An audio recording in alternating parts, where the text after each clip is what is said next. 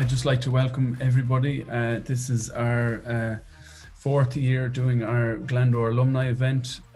It's usually hosted in person in our private dining venue number 25, Fitzwilliam Place, where people can enjoy a meal and drinks and a panel. But unfortunately this year we've had to move to virtual, but again, it's great to be able to see everyone and have a panel and do the event. And bring a bit of positivity amongst the negativity of lockdowns in Northern Ireland and Ireland. So thank you to everybody for signing up and attending, and a big thanks to the Kelly family and Glandore for building this network initially and keeping it going over the last 4 years. And our MD Michael Kelly will hopefully be on at the end of the event, just to say a quick thank you and give a few words on Glandore's behalf. So without further ado, we'll kick off. And Anya, I might let you introduce yourself and Ardlyn firstly. Yeah, so thank you, Henry. I'm Anya Brawley, Director and Founder of Ardlyn. I originally established Ardlyn as part of the CPL group of companies about 4 years ago now, and last December negotiated with my brilliant boss, Anne Herity, CEO of the CPL group, that I would acquire the Ardlyn brand and go out on my own, which I was due to do at the beginning of April. And of course, all of this happened. However, so far so good, thankfully. In terms of my relationship with you guys, Henry and Glandore, that actually stems back to my time in Invest Northern Ireland, which was prior to Ardlyn. I worked out in Invest NI in San Francisco for almost 4 years. And of course, part of my role there was driving foreign direct investment into Northern Ireland. And a number of my clients, Puppet Labs, White Hat Security, and so on, initially landed into Glandore offices until they had built out enough to then go into their own kind of offices. So my relationship with you and the team goes back probably about 9 or 10 years. So that's me, and that's the Glandore relationship. That's great. Thanks a million. Grania, might go down to you in Cork. Yeah, fab. I am a senior associate in William Fry. Very fortunate to have trained with the firm. So I've been with William Fry quite a number of years. And being a Corkonian myself has always had that draw necessarily. So last year there had been talk of a Cork office. So I'm very fortunate, Laura Houlihan, who was a senior associate in our London office, banking and finance, she was interested in making the move to Cork. So she had first kind of mooted it, and Laura was recently promoted to partner as well, which is excellent really for brand Cork William Fry. And so effectively Laura had made the move initially, and then I was very interested, so also put my hand up. So very fortunate to co-lead the William Fry Cork office with Laura. So as a litigator in William Fry, effectively we're kind of offering a number of services across in terms of both litigation, Laura's banking and finance. And the head of the Cork office is Brian O'Callaghan, who's a property partner. So it's going to be a great discussion today, but from William Fry's perspective, we're fortunate to have that large organisation whereby the Cork office is an arm of William Fry. So we do have a number of corporate partners, Andrew McIntyre, who had established the San Fran office. So it's been brilliant to have that insight and development of the Cork office, and how that feeds into Glandore really is in terms of that relationship we've had with Glandore for a number of years. So when we came to see Glandore's office in Cork, it really was just very much on brand in terms of both the look and feel of Glandore's Cork office, but I think more importantly, and what has been really significant for myself personally in the past number of months, has been the network and the opportunities and the support that Glandore has offered to William Fry Cork and to me personally. So it's been excellent, like that kind of harmonious relationship, and both the team in Dublin and the team in Cork, it has been a huge boost, and something that I probably didn't really understand until we kind of got our feet onto the desk, and that aspect of having a space in Glandore. So yeah, it's been great. And again, thanks to Henry particularly for asking myself today, but also generally support, over and above. Oh, great, thanks a million. It's great to have you on board with Glandore. So there's loads we'll get into there, just in terms of it's obviously been a difficult time over the last number of months, setting up the office and keeping it going. We'll go back up to Belfast then to Seamus from Bazaar Voice. We've known Seamus for a while, so let us know how you're getting on. Yeah, absolutely, Henry. Thank you. So Seamus Chrisley, the VP of R&D here for Bazaar Voice in Belfast. So Bazaar Voice chose Belfast Belfast in 2017 to set up one of their global innovation centres. And as part of that decision, then Glandore is where we initially landed. So similar to what Anya outlined earlier in the conversation, that we landed in Belfast. Glandore were hosts, and we were happy residents there for a number over 18 months before we outgrew the space and moved on. So that's the connection. Beyond that, as our voice, I've obviously been connected to the Glandore piece in a broader sense in terms of the tech industry in Belfast. So that's my part. Excellent. Right, we'll get cracking into a few questions for you guys. I'm sure everyone is keen to hear how you've gotten on over the past few months. And just as we're with you, Seamus, obviously you've been based in NI for a while now, and your business has probably gone from strength to strength. We can see that it has. You're going to be expanding over the next couple of months, but from a pandemic perspective, things have gotten better for you guys in a way, have they, or how has it gone? Yeah, I think there's two parts to that. Really, from a global perspective, as our voice is a provider of data for the e-commerce industry, so we allow consumers to make buying decisions around ratings and reviews. So what we've found, obviously, over the last 2 or 3 quarters since the pandemic kicked in, probably in March, at a global level, our commercial part of our business is actually growing exponentially, because folks are going online to buy things they wouldn't have before, whether it's basic groceries and retail, or whether it's toys, a lot of alcohol purchase. So we're actually, in some ways, benefiting indirectly or directly from the pandemic, because folks and businesses are being forced to go online that may have been hesitant in the past. And so what that means for us in terms of the Belfast-based operation, we're starting to actually grow quite aggressively in Belfast in terms of numbers. So in a point of the pandemic kicking in sort of March, April, like we started off kicking off quite a heavy recruitment process. And so again, we'll get into that, I think, later in the conversation, but it's an interesting point because we have to be so thoughtful about lots of the other industries around us that are not tech-based or not in the e-commerce space that are not doing as well as we are. So it's been able to have a positive growth story around our global business and our local operation, but being respectful of what's happening on this island, right? Yeah, yeah. But I'm sure you've helped a lot of businesses as well to keep things going throughout this. Yeah, so there's a big part of that. If you think about the retail space, as retailers traditionally move online, our retail base is large scale corporate retail. But even those guys weren't prepared for what has happened over the last 6 to 9 months. So it's really opened up interesting commercial client relationships, because clients are coming and asking for help and support. And it actually has deepened some of the relationships in terms of enabling some of those traditional brands to go online in a more holistic way. So yes, absolutely. Excellent. So just, you'd mentioned there the recruitment element, and it's really fantastic to see companies that are kind of expanding from an employee perspective, even throughout all this. So Anya, I might go to you on that. You'll have great insight here. And even in terms of the executive search, how have you found it, or how have you seen the industry manage kind of recruitment as a whole, albeit virtually, and then even the executive aspect of it? Because I'm sure for certain roles it may be quite easy, but from an executive perspective, you probably have to get to know the person very, very well before you can make a decision on bringing them in at that level. Yeah. Well, I mean, at the beginning of this, obviously things were very quiet on the recruitment front, and that went for volume and executive, Henry.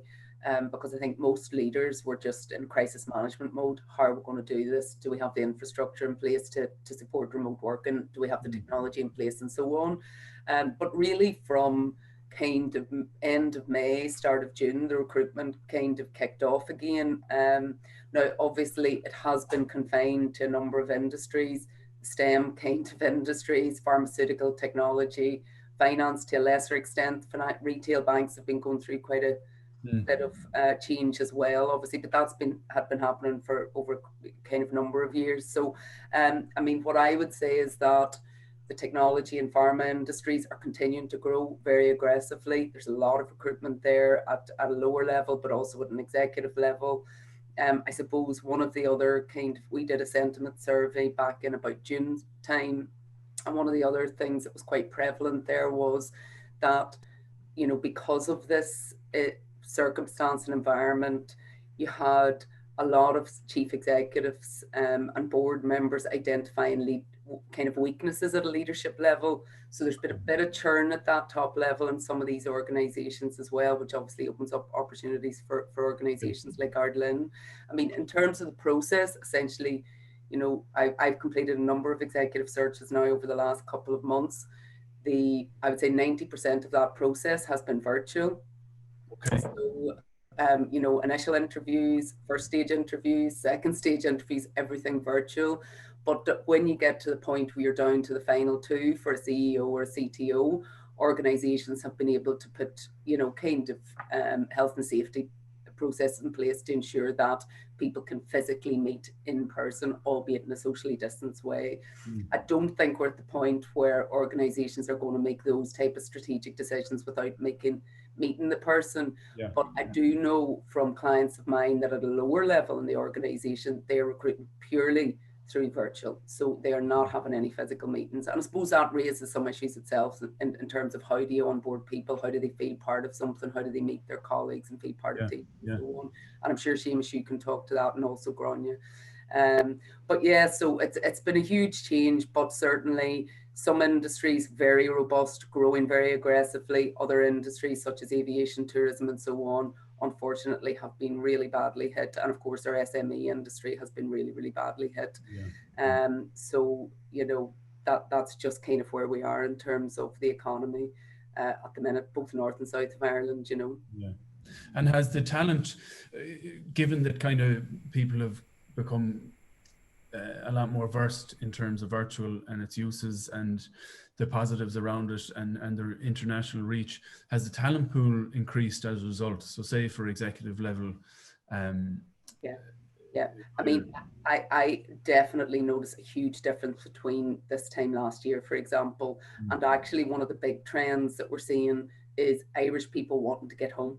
So whether that be from Australia, the US, other parts of Europe, there is a real drive to get home now. And I think that is to do with this whole kind of crisis as well, whereby people have had a chance to kind of reassess their priorities and so on, and are saying this might go on for a very long time. Do I want to be away from family and friends? What if something happens to my parents? So big push for people to get home, particularly from the US, interestingly. So that's obviously opened up an awful lot more opportunities. In fact, I've just completed the recruitment of a CTO on behalf of a client in Belfast, and about 60% of the applicants for that role were from outside of Ireland. So that's a massive percentage. We would never have been looking at percentages of that before. That's great, bringing some of our talent home. Talent home again, exactly. Speaking of home then, Grania, you obviously moved home to Cork at the end of last year. So just, I suppose, what's really interesting to me, and I'm sure the attendees, is the challenges of setting up a new office. And I know yourself and Laura did a huge amount of work there. And also, I'm sure you've had a number of colleagues that have been in touch to say, what's the crack? Can I move back to Cork now? And kind of always kind of touching on it, that I think there's a nature that people necessarily want to make moves and outside of Dublin, but I think we've seen a real acceleration of that. And particularly outside of Ireland in terms of States and London and Australia and so on and so forth. But even I think there is an element of that decentralization from Dublin. So we internally in the firm have had quite a number of interested parties from within the firm who possibly wouldn't have thought it was, you know, an option or that it was feasible, and suddenly being like, absolutely, you know, where you can show that you're still working, you're doing your day job in a remote way, then you're like, well, I can continue to do that from Cork necessarily. And for me as a litigator, I suppose that was kind of one of those original obstacles that, you know, the nature of my work is you're down in the courts, and how are you going to, you know, be able to facilitate that? So in a sense, this kind of change has actually been something of a silver lining, because I think we've all fallen into this new way of working, and it's been this sense of like operational transformation that has been accelerated hugely. Like you could not have had this engagement and kind of buy-in by simply just kind of putting this in place and hoping for the best. Like it has been more of a forced buy-in in a sense, that way that we've had to do this. But from the Cork office perspective, you know, it has really helped that kind of team aspect. I think from the challenge of the business and growing the brand and the presence in Cork, like needless to say that, you know, it's been unprecedented. And I was only saying to a colleague recently, you know, you had the business plan at the start of the year, and myself and Laura, you know, very much kind of straight out the gates in the new year, and everything was, you know, in terms of events and otherwise going very well. And then you kind of re-looked at that plan in June, and then re-looked again in September. And at this point, I'm ready to put it in the bin in terms of the business planning and the ability to kind of interact in various forums and client entertainment and all of that kind of hospitality side that would go professional services. So that has been new and challenging, but I think it really is the question of innovation, resilience, like what can we do, looking at new ways of working. So most definitely don't have the answer, but like looking forward to kind of what the next challenge and how we are going to engage further in that way. And I think the firm's done very well to embrace it. And I think more generally, we're all upskilling in that way. Yeah, which is great. I think we've tried to do a few things with the events wise, and it's been kicking the can down the road every so often. But it's been very interesting, I suppose, from our perspective with the Glandore network, kind of trying to build virtual networks and keep in touch with people and having to adapt in that way. But we'll go back up to Seamus.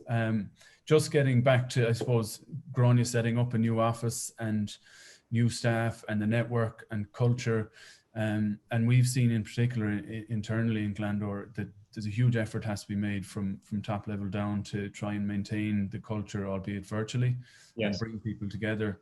I think we're looking at now the elements of virtual fatigue in terms of Michael, our MD, was only saying to me today he probably gets 3 emails a day with invites to webinars and virtual events. So it's kind of been able to switch on and off. But how have you found it? So there's a couple of elements. I think on your touch upon the leadership piece, I think the last 6 to 7 months have really exposed different leadership styles. So if you're traditionally a command and control leader, this is not the world you want to operate in, because you got to trust people to do their job when you can't see them. So I think it's been a really interesting opportunity for all of us to really understand how we work and interact with our people. So we're seeing a lot of more of the human side of the work element, right? So you're seeing people in their homes, you're seeing their kids, their parents, their dogs, right? So the big part of that opportunity is that take the time to understand your people. And so I think we're refocusing on what's important, and that's been really interesting in terms of what we do. So what it has meant for Bizarre Voice in Belfast, a big part of this environment, we went digital quite easily, 48 hours, and we were all working remotely. And we have all the tools and all of the things. But what we found in the first sort of 2 to 3 months, it was the amount of absolute time you needed to spend reinvesting in relationships. And yes, we did a lot on video, but we spent a huge amount looking at how we communicate offline as well. So making it easy for people to be flexible in where they communicate. Like you don't have to be online between core hours if it doesn't suit your family lifestyle. Because again, as a company, that was part of our ethos, huge flexibility. But which I think Henry was really talking upon is the fatigue that we're all feeling is video fatigue, right? A 5-minute conversation in the office turns into a 30-minute conversation on Zoom. That's not how we're meant to interact as humans. So the real human challenge to this, like, so the things that we're trying to do is, it's okay just to lift the phone. Let's go old school and lift the phone, right? Have a conversation without a video. So it's almost you're having to remind people of what they did before this happened, so that they actually take a break and give themselves a bit of a break. And the other part is to slow down in certain elements. Even though our business is really fast paced and we're recruiting and building and growing, there are certain things that you need to slow down on. And one of them is the time that you spend with the people. That's another thing that I focus heavily on with the team I have here in Belfast.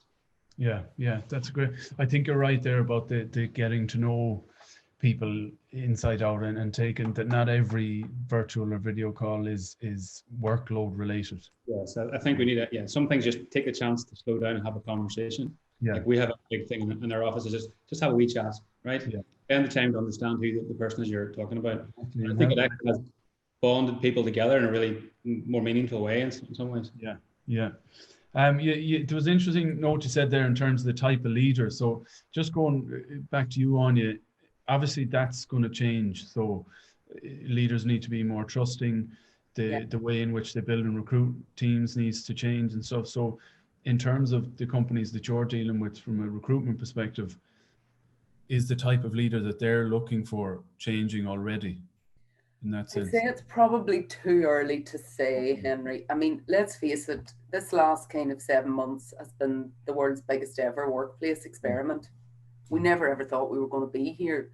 Now, for about the last 5 years since I got back from Silicon Valley, I've been talking about the future of work, about, distributed workforces, about all these new work models and so on and so forth.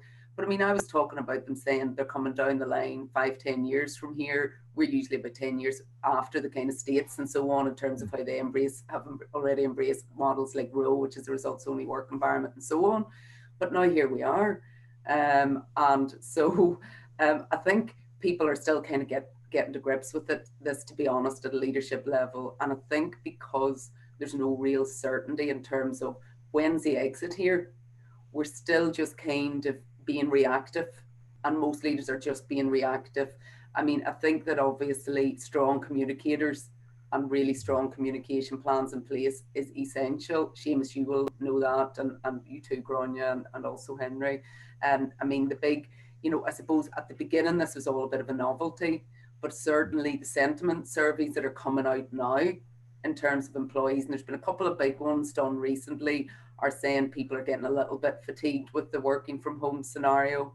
And actually the ideal scenario is some type of a hybrid model where they're working maybe 2 days from home, 3 days from the office, because that kind of social interaction is so important, and social cohesion, collaborating with people, the water cooler chats, etc. They're going out for a cup of coffee. And I think that is really starting to, you know, affect people now. I even notice in terms of my own network and speaking to people, it's all a bit, yeah, how are you doing? You know, yeah, still working from home. Yeah, still work. You know what I mean? And I think people are now starting to get a little bit kind of anxious about it, and they're kind of screaming out a bit for that kind of social interaction and so on. And certainly all of this kind of sentiment surveys now looking at mental health and well-being, those are going down the ways, unfortunately. You know, so I think, you know, in terms of where we'll get around this whole kind of future of work, it's going to be some type of a hybrid model that I think suits the majority of employees and of businesses. And then, of course, in your regard, Henry, which is so relevant to you, is, you know, what does that physical space look like now? If people are kind of splitting their time from working from home and working in an office, what size of a space do they need? What shape of a space do they need in terms of, you know, does it need to be socially distanced and so on and so forth? So I think a lot of those conversations are happening certainly with a lot of the bigger kind of global multinationals, the Googles and so on. So it'll be interesting to see how that pans out. But yeah, I mean, biggest ever workplace experiment, you know, getting more and more data all the time in terms of surveys that are done.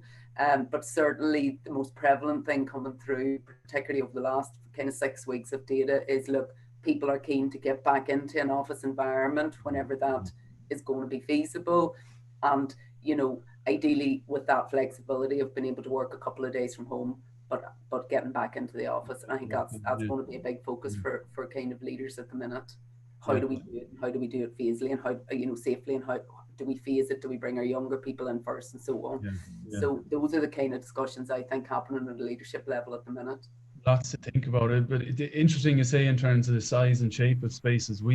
There's a number of our office suites in Dublin and Belfast and most likely Cork that we've changed into kind of project or collaboration spaces. So we've almost turned them into what would feel like a penthouse in a hotel, where you've a lounge area and then you've your desks and they're socially distanced, and you've a breakout room and you've a fridge and a coffee bar. Because companies may say, this is what we want, we're going to have X team are in 1 or 2 day a week and the other team are in another 2 or 3 days a week, and we'll split it that way, so we don't need everyone in the same office every single day. They'd split the space out, so we only need half the space, and we want it to be a collaborative space. So it's something we have had to adapt to, and we will have to do so over the coming months and years. So a very interesting one. But you also spoke about that kind of hot desk idea, Henry. That's how I would envisage it. You know, that people just go in and they plonk themselves wherever is free and they work from there for whatever days, and it'll be less about set seating and set desks anymore. Is my sense that people are kind of fluidly coming in and out of the office depending on days and so on.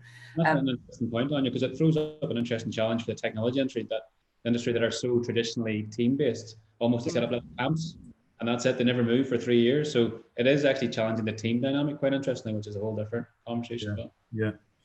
And the synergy and keep everyone keeping up to speed on projects and and departmental interaction and all of that stuff.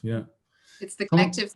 Well, it's the, you know, the ability to kind of bounce things off people. That's where you're kind of losing some of that innovation and just that sense of kind of having a second view, you know, a second look at something and looking at things a bit differently. I think that's what's really being lost. You know, so much of it can be done, but that's very hard to recreate.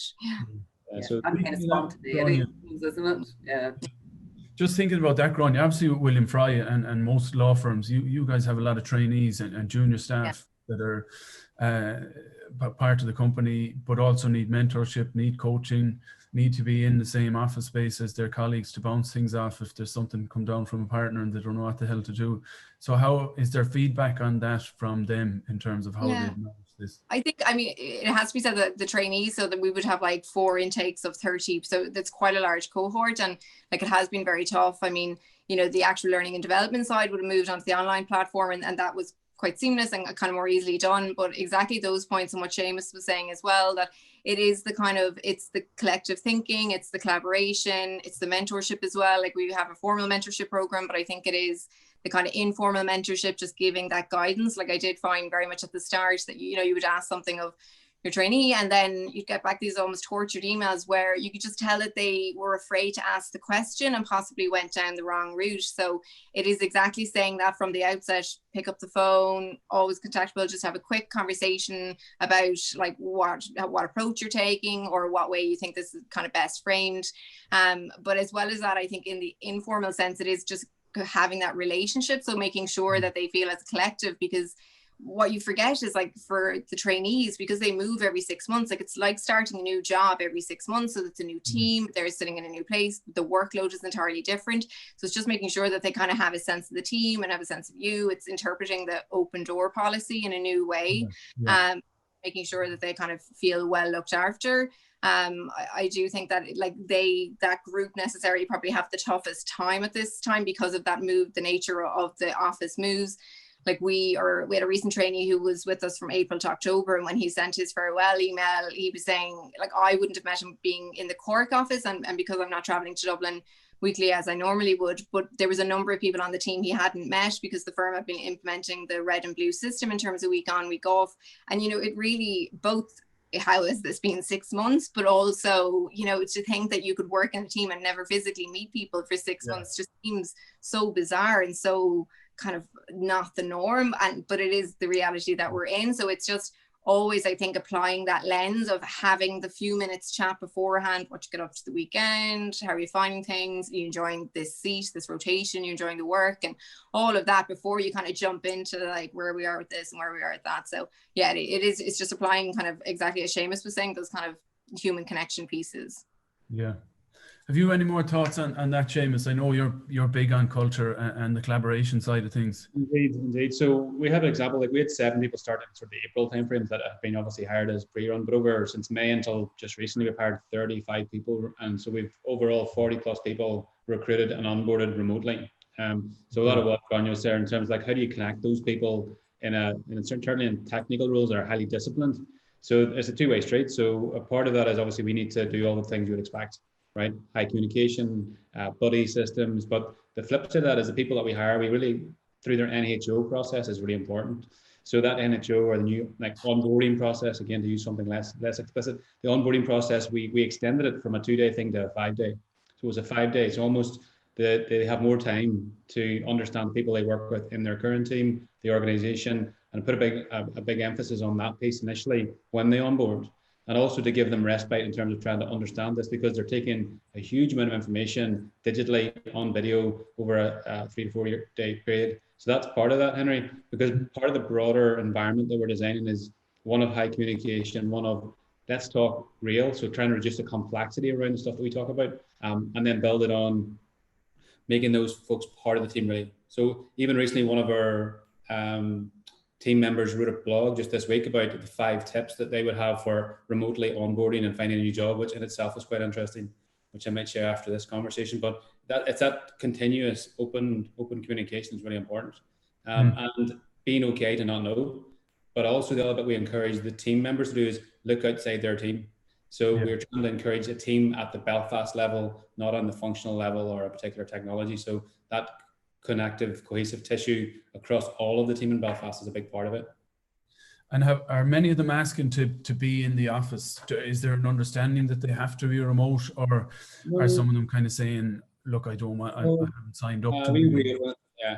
So we reopened the office about 6-7 weeks ago, so just coming into September, and it really was driven by the demand of the team that we have, right? Some of the folks wanted the optionality to go and breathe and work somewhere else for a day, right? To get out of the house just to see 4 different walls. So going back to making it very much about that person, we have given full flexibility around choice. we will not mandate that you must work from home, nor we mandate that you must be in the office. It's very much personal choice based on personal circumstances, and then obviously guidance from any government entities around that. But today we have about 10 or 15 people come to the office, probably on a regular day.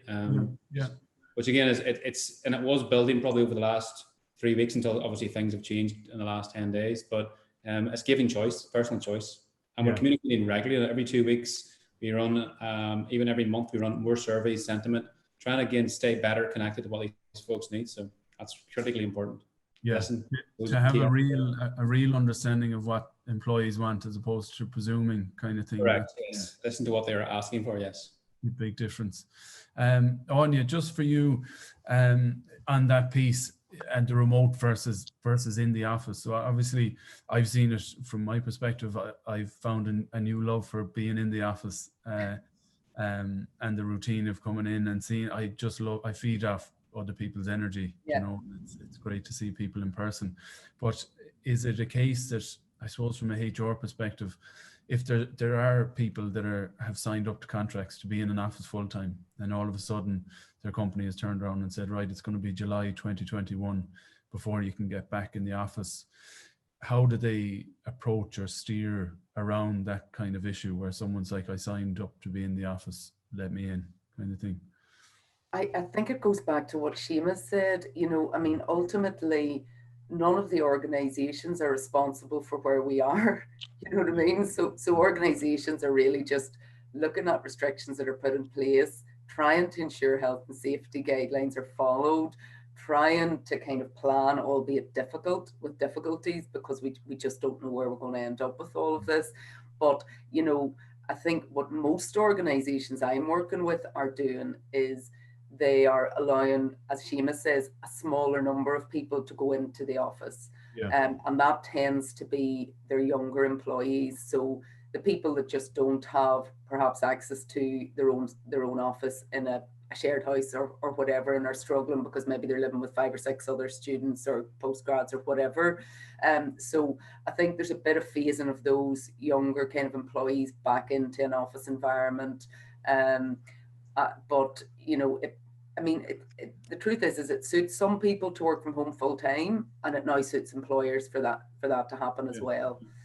Certainly at the moment. But so people are just taking different approaches depending on their size, you know, the number of employees they have and all of that. But certainly they're starting to try to phase in, and most of the organizations that I'm speaking to now are saying, look, we want to have some office, you know, people back in an office certainly by January or February, if that is feasible, and start that kind of working again. But look, you know, for the most part, people are just playing it by ear, Henry. That's the truth of it. But I do think that you know, the longer this goes on, the more difficult it's becoming for employees to work. And just on that, I think there's a possible issue here that people who may need to come and be in an office or be in a social environment are almost those who are choosing not to be involved. So there's this compounding fear piece that at some point the world will return to some level of normality and they'll have to come back into the real world. So I think that's one bit that I'm conscious of, the team that I have, that certain folks could do with being in an office a day a week for their mental health and their connectivity to people, but they've almost frozen in time a little bit. So that's, I think, a challenge we're going to have over the next sort of 3 to 6 months. How do we get people to come out of their homes and it starts to settle a little bit? Yeah. And you're probably right, it's probably on a case by case basis, and there's an onus on employees to understand that companies are probably doing all that they can. It's out of their hands in a certain way, and for employers then to have the compassion to say, look, let's work with what suits. And that's where the ultimate flexibility will come into the future, in terms of this is how companies have to operate, that each employee kind of works with their employer or line manager to come up with a scenario that suits them best, and then productivity is monitored. And I think it'll go back again to all of that stuff, Henry, that's coming through in the sentiment surveys, the global sentiment surveys of employees now, that ultimately will end up with some form of a hybrid model. So working from home maybe a couple of days, working from the office the other 3 days, or whatever. And I think that's what, you know, executives are planning for now. What does that look like? What does that mean in terms of office space, and, you know, all of those kind of scenarios. So but yeah, I mean, it's certainly, I think, Seamus, you're right, the longer this goes on, and the more, I suppose, used to this type of a work environment that people have, i.e., working from home 100% of the time, there will be challenges to get people back into a work environment as well. And of course, then, it's going to be about how do you deal with that. It's, kind of reacquaint people with the workplace scenario. Yes. And the joys of being able to head off for a bite of lunch or a cup of coffee with a colleague, Yeah. So I think there will be challenges, the longer this goes on, the more difficult it's going to become. Yeah. So we've kind of talked about the internal, and we'll get back to the culture piece because that's hugely important. But what's also important to all of us is clients. So the external relationships and the culture in that sense. So Grania, going down to you in Cork from a legal perspective, obviously your business is client focused. It's all about the client. You can't operate without your clients. How have you found the maintenance of client relationships and even trying to find new business? Yeah, I think exactly. I suppose taking it kind of two ways in terms of current clients and then the new business piece. I think at the outset, like everybody were all gusto with virtual coffees and, various webinars and so on and so forth. I think like there is a significant fatigue. Helpfully, it is very sector specific. I'm a litigator, so litigation is one of those areas that is very busy at the moment. So we haven't had to manifest as much kind of client interaction because we've naturally just been very busy with client. And it is much easier to have that relationship with the client where it's a work relationship and you're speaking to them anyway about work stuff necessarily. So that's not as challenging than that's just kind of making up a reason to kind of have that call. And as Oni was saying, you're kind of, yeah, all fine. You kind of, it gets a bit repetitive. The new business part is difficult. And like we are trying to kind of be more innovative in terms of how our reach and our engagement with new business. I think there's a view that like the legal sector is very traditional and our outputs will be very traditional. So we're trying to kind of look at that in a new way, expand our reach. Like as Henry, yourself, like a lot of it would have been kind of events and opportunities to press the flesh, and where that's not there, you're going back to kind of your network in terms of people and relationships that you've built up both through professional services, other accountancy firms and the banks and others, and then just looking at new ways through engagements with yourself and other inward investment pieces. So it's just looking really across all horizons and kind of consistent horizon scanning.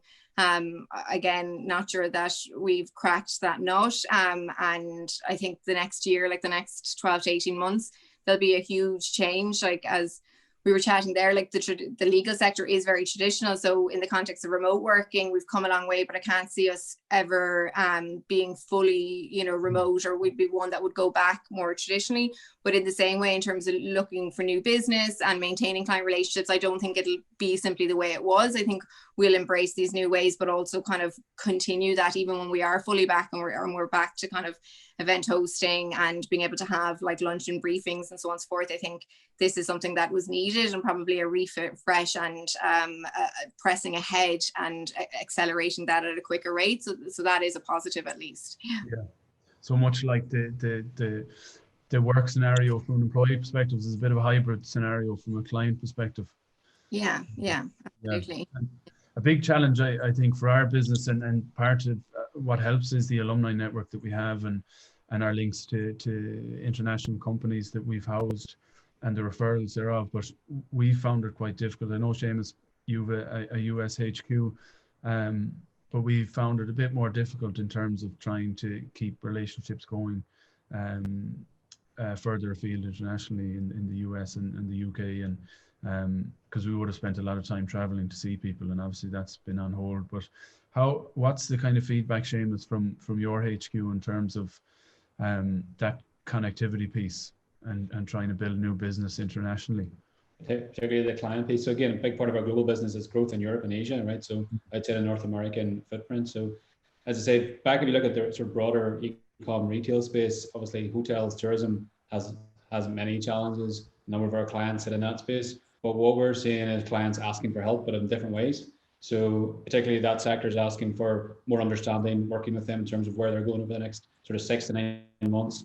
And then we have the other side, which is other areas that are coming to us asking for acceleration, right? So it is providing, I think, unique opportunities to build deeper relationships with our clients. And we're seeing that play through in terms of our revenue over the last 2 quarters. So as a result of that, Bazaar Voice globally, we're we're closed at just the end of the first quarter of our financial year, which is the best quarter of our history, which again is an indication of the health of those client relationships. But what we're seeing is that broader piece, clients want to have deeper relationships with Bizarre Voice and how they can help more holistically. So in some ways, that's quite a positive thing. It's less about transactional, looking for the cost conversation and the cheapest price, or looking for a better value in relationship. So that's the positive piece for us as a global business. Yeah, and the service element, I suppose, and the relationship side of who you're dealing with on the other end of a phone call or a video call. Correct. Yeah, that's it. Yeah. Anya, we go back to the culture piece, and I'm just conscious of time now. We're nearing 45 minutes, but we'll definitely take questions from attendees if you want to start throwing them into the Q&A there. But you've vast experience, Anya, across a number of industries, and especially internationally from your Invest NI days. So have you any tips on what are the best kind of routes to take in terms of building culture or initiatives from kind of top down?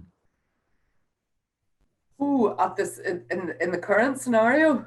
Yeah, I suppose, yeah.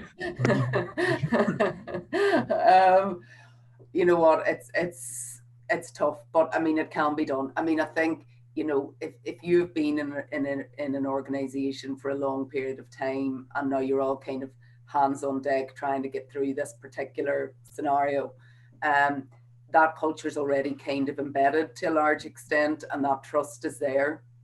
It goes back to what Seamus says, you know, essentially employers, when they're recruiting now, are being asked to kind of trust before they try, as such, before they've even had an opportunity to properly kind of foster a relationship and get a sense of somebody.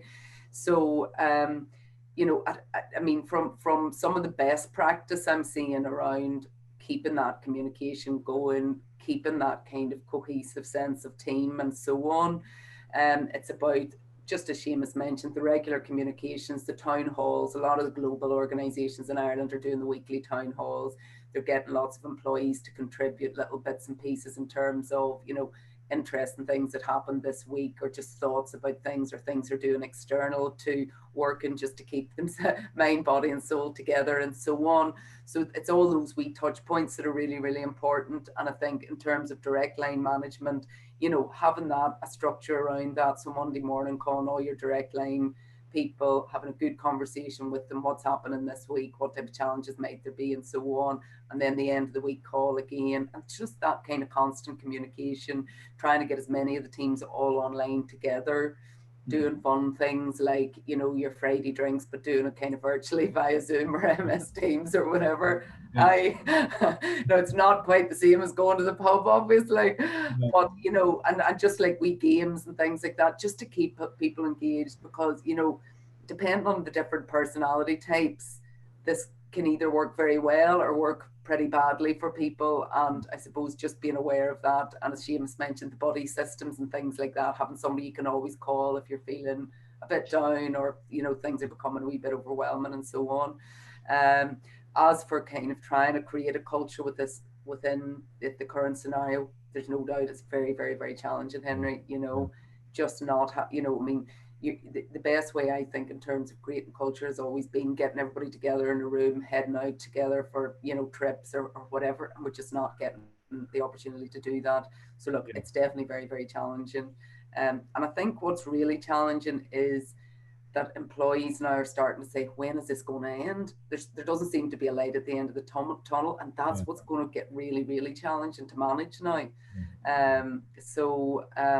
I'm afraid I don't have any greater insights than that, Henry. Oh, the cultural piece now. Seamus, you're doing it. You've recruited 40 people, you said, over the last few months. So what are you doing to maintain it? What am I doing? Is it working? So I think the way that we're looking at it is like looking at it a quarter by quarter at a time. So it's really important to be like, the 12-month plan's out the window. Let's be honest. So let's deal with what the next 12 weeks looks like, and let's work around that. So taking a quarter by quarter approach is really important. The other element that we've focused very heavily on communication, we did that in the first 2 weeks. We wrote a really lightweight, how do we communicate policy for the team in Belfast. And a lot of it was about synchronous and asynchronous communication. So, but the other bit that we find really helpful is stepping outside. We have a big piece here that we're doing around purpose. So how can you give back to other people who are not in as good a position as you, right? So that's dealing with third parties in education, communities, charities. So that's been a big constant thematic that's run through the last, well, it's part of the DNA here, but very much to the fore over the last 6-7 months. Almost on a 2-week cadence, we're looking at how we're giving back. And I think it's giving people something beyond themselves to think about is really important, because we're very, very privileged for like lots of the things, particularly the tech sector, or folks like we're in a healthy employment, we get paid good money, our industry looks healthy in very many ways. There's lots of other people who are not in the same position. So I think moving people from thinking about what their themselves are to the broader piece, the purpose component, that's been very powerful for us. And one of the most successful events we had a virtual marathon, believe it or not. So when Belfast Marathon was cancelled back in May, there's a couple of folks in Belfast organised one between Austin, Lithuania, Munich, London, and Belfast, and basically the team event. Okay. And that was, people had to cover like 4 or 5 miles from their home, and that was full lockdown days. That was fantastic. It was probably the most successful event we've had globally around this particular issue. And people always get very competitive when a bit of healthy competition always helps, right? But it breeds a bit of competition. We did ourselves the steps challenge, and it got extremely heated, to say the least. Yeah, the steps challenge is some serious records. There's some people are definitely modifying the numbers, I think it's fair to say.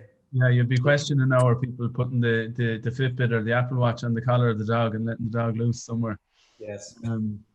But milestones are obviously a huge thing, and even whether it's kind of work related or if it's the social aspect of the job. But you guys have done it quite well in William Fry, I think, Gráinne, haven't you, in terms of just giving teams and departments little kind of quarterly milestones? So I think like it kind of exactly, it is a mix because the firm is so big, like it's hard to kind of be that one enterprise necessarily, as Seamus was saying. So it's been a mix of like firm wide and then very team specific. And similarly, there was like steps challenges, various bake offs, various kind of runs, and they were kind of done between, like, our department, litigation is one of the largest departments. So even within litigation, we would necessarily have had teams competing, and kind of, there's commercial lit and there's insolvency. So teams within the department necessarily, and that creates great camaraderie. And then at the more kind of global sense, similarly, we would have what are kind of referred to as part of our CSR initiatives, but like opportunities that wouldn't have been there before to go into schools. So like T-wide and transition year kind of programs whereby we can go into the schools and explain a little bit more how the law affects, can affect at that age, and getting them thinking about law as a career, and just all part of that side of it, where we wouldn't have had those opportunities because trying to get into the schools physically would have been a bigger ask necessarily. So there's been a lot that can really build that camaraderie, but also exactly as Shane was saying, it's just really kind of trying to focus outside of necessarily the individual or your role specifically within your team, thinking about your team, and also more of an outwardly sense. So yeah, Fry's are very good at that, and they're good kind of from both the trainee all the way up through, and it's something that kind of carries through, which is a great it really builds the culture piece. Yeah, brilliant. And what I've seen, what's helped us is we've kind of a number of charities that we work with, and we've been able to collaborate with them over the past couple of months at the Irish Youth Foundation, and just do a few events that have given our own staff a bit of motivation to get involved in, but also for us and for them, kind of egged people on and added goals and stuff. There's our MD Michael Kelly joining us. But over just in terms of that and the collaboration piece, Seamus, you obviously deal with a range of different industries and retail businesses and stuff. Have you been able to help them in terms of, from an insights perspective, in terms of reaching a new audience or getting their product to that audience that may be new to the technology? Yes, yeah, absolutely. So a big part of it was our voice, and like the value proposition, the power of what we do is data. We understand buying behaviors, consumers' behaviors. We understand why people would buy a particular brand of something over the other, right? So we're in particularly the ratings and review was a core business, but it's now user-generated content.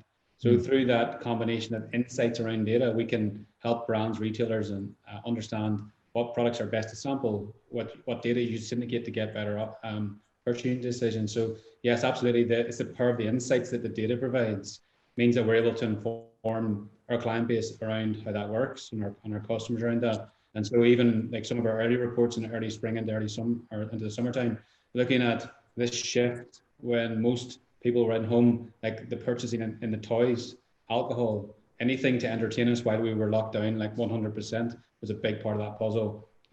Helping large-scale retail brands understand why you would pick cleaning product A over product B, right?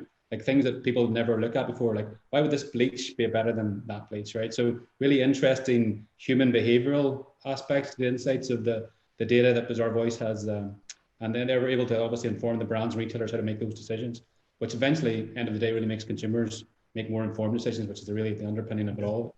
Yeah, it's brilliant. It's such a good news story, I think, a really, really good news story. On that, we might hand over to our Managing Director, Michael Kelly, just to say a few words of thanks. And then I think attendees, if you're there, you can throw any questions you have into the Q&A section and we'll get to them after. And I have a couple of questions for the panel that were emailed in ahead of time. So over to you, Michael. Good afternoon, everybody. I hope you're all enjoying our first online alumni event. And I hope next year we won't be doing it online. I hope we'll be doing it in person. Now, let me talk a little bit about Glandore. We opened our first building in Dublin in 2001. And we opened in Belfast in 2006. And we opened in Cork in 2018. So we're now almost 20 years old.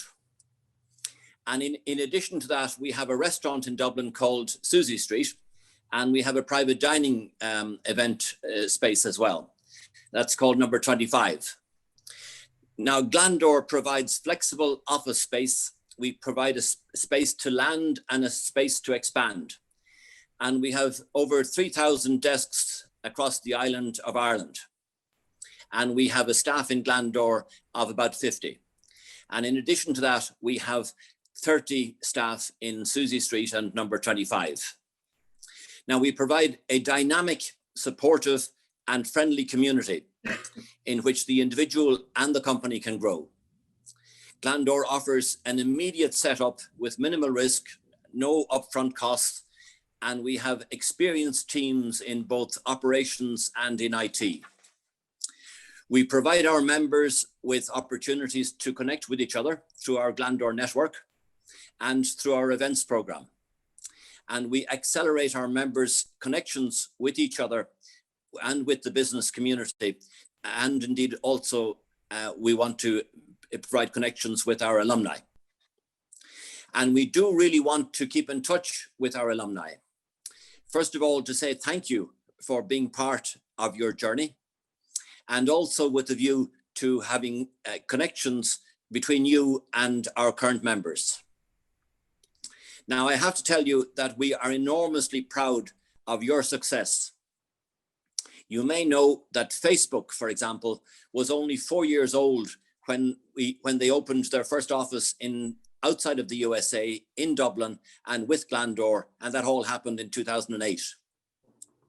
And likewise, Twitter, they were only 2 years old when they opened their Dublin office with Glandore. Now, 5 years ago, a team from Twitter turned up outside Fitzwilliam Hall in Dublin, and they asked if they could have a picture taken outside our front door. They said they wanted to have that picture taken where it all began. So that is what prompted us to start our regular meetings with our alumni. Now, my direct ancestor, William Bui O'Kelly, who was chief of the clan back in 1351, he gave a feast at his castle in County Roscommon. And that feast gave rise to the saying, Fáilte O'Kelly. That is the famous O'Kelly welcome. So providing a warm welcome is part of our DNA. And I hope you have all experienced the famous warm welcome provided by Glandore. And I want to tell you that it has been our pleasure to look after you. I will now hand you back to our head of marketing, Henry. Thank you, Henry. One question for each of you was, what piece of technology has been most useful to you from a work and personal perspective throughout the pandemic? We'll go to Seamus first. Picking the technologist. Yes, it's a simple answer, isn't it? Really, it's a mobile phone, right? That's it. That is a computer in your hand, so that's pretty much it. But we have to know when to turn it off. I think it's the other key part of that conversation. Yeah. Oh yeah, we could go on. Anya, what about you? Yeah, I'd say same thing, the mobile. But I've tried to get very strict with myself and say 9 o'clock, that's it. No calls, no checking emails, no nothing. It goes off at 9 o'clock, because otherwise you just could sit on it 24/7, you know. But yeah, mobile for me as well, unfortunately. Anya?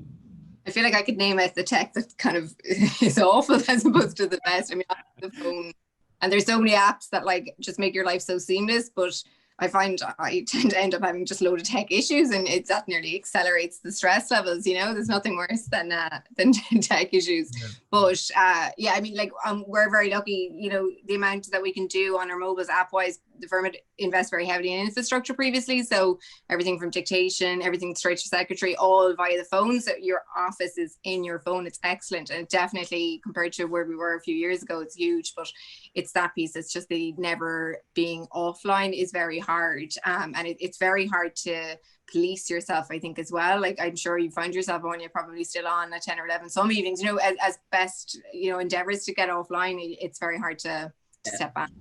Yeah. So going away from that, then, your favorite thing to each of you to actually switch off. So it's very rarely now that people do fully switch off, as in put down the laptop screen, leave the phone at home and get away from it.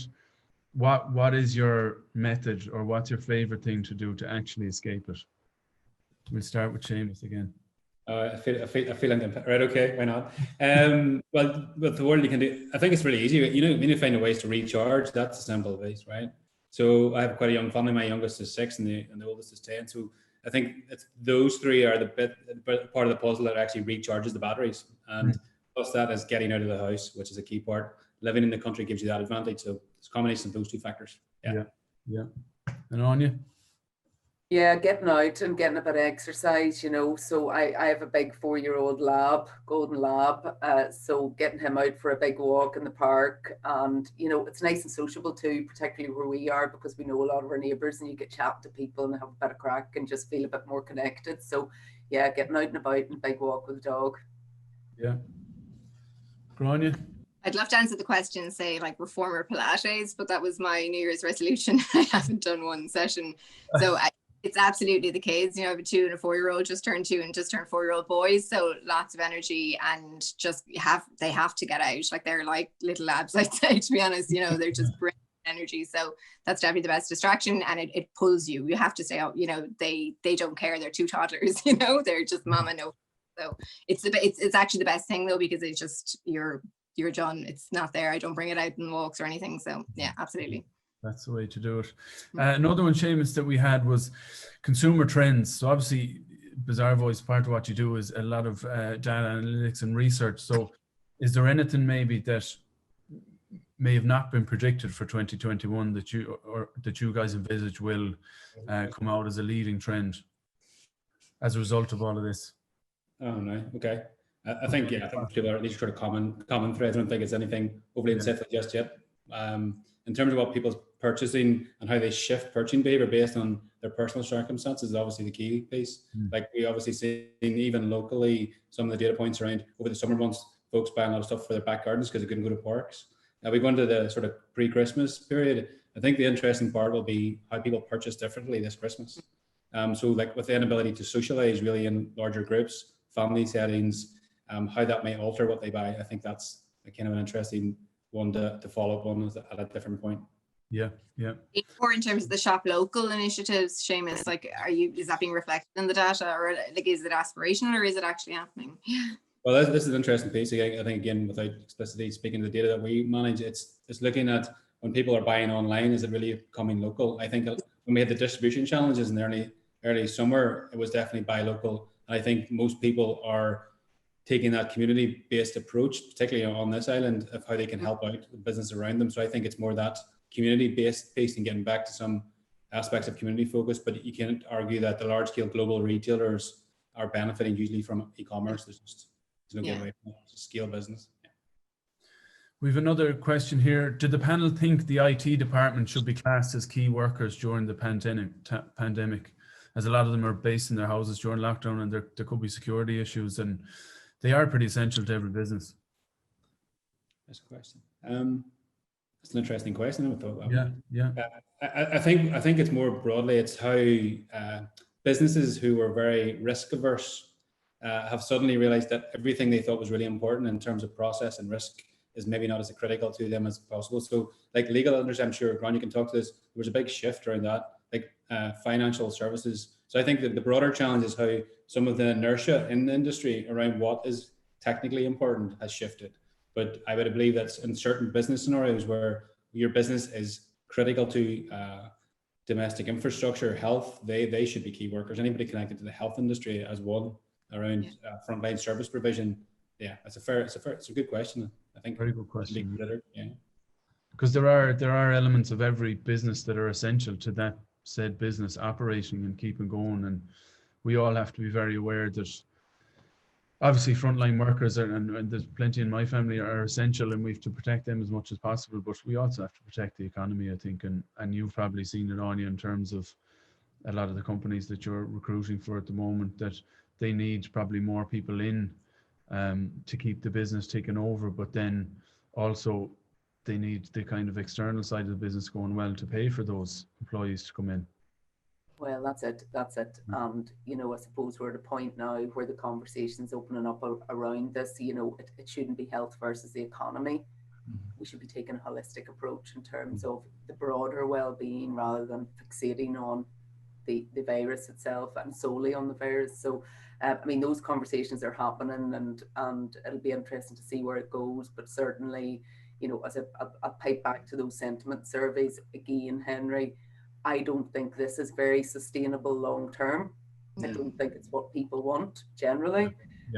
So it's trying to look, yes, things are going to be different in the future. We know that. Yes, there's going to be much more demand from the majority of employees to at least be able to work from home a certain amount of time. And then what does that actually mean for business and leaders? In terms of the small to medium and the micro businesses, unfortunately, we're at a point now where a lot of those guys are not going to survive. They're just not going to survive. And that's a pretty sad state of affairs. And I think that really kind of what you were doing, Seamus, in your talk there about kind of looking outside of yourselves and looking at, look at our most vulnerable people. I think we really need to start focusing on that, because so many people's lives and livelihoods have been wiped out here. And we need to be really cognizant of that and trying to think of ways to re-engage and perhaps retrain and all of that. So look, we're in challenging times. It's going to continue to be challenging, certainly for a couple of months. But hopefully we'll get to a point where we can at least see some type of light at the end of the tunnel, and we can start to plan properly as leaders. And propping each other up. I think what's great for a lot of us, well, especially for Glandore and the network, is the FDI side of things and the Brand Ireland piece and the SNI piece, and that we are, as a small island, north and south, in this together. So it's kind of support local is a great message. I think we've some really positive points that come out of this in terms of the culture piece, being able, as I suppose, looking at senior management, being able to kind of park the pressure of the workload for a minute and get to know the people and the staff and focus on the internal collaboration and the internal network per se, and then that'll in turn lead to productivity externally. So no, I think, look, we'll have to batten down the hatches until Christmas, support each other through it, but it should be a bright future into 2021, and the technology should help us as long as we put down the mobile phones every so often. So we're gone past the hour, but I just want to say thanks a million from Glandore and from the Kelly family and myself. It's been a real pleasure, and we'll have to do it again soon. And what we'll do, we'll share the video on our digital channels, and we'll also get your contact details up just in case anyone wants to pose questions privately. Brilliant. Thanks, Henry. Thanks a million. Have a great weekend. Take care. Thanks. Bye-bye. Bye now.